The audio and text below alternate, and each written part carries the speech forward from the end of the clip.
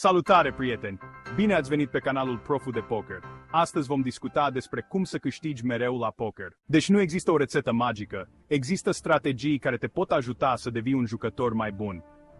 Primul pas este să înțelegi regulile jocului. Fiecare variantă de poker are propriile sale reguli, așa că asigură-te că le cunoști foarte bine. Al doilea pas este să te familiarizezi cu probabilitățile. Cunoașterea șanselor de a obține o mână câștigătoare îți va influența deciziile. Apoi, învață să citești adversarii, observă comportamentul lor și caută să identifici tipurile de jucători de la masă. Urmează să discutăm asta în videoclipurile viitoare.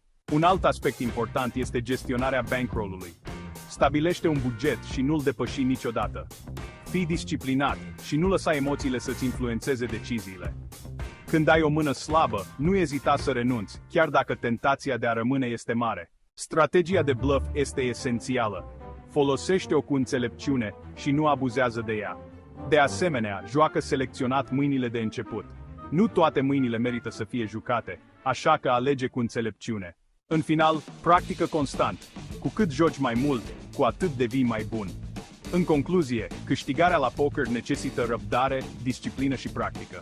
Dacă ți-a plăcut această lecție, dă un like și abonează-te pentru mai multe sfaturi.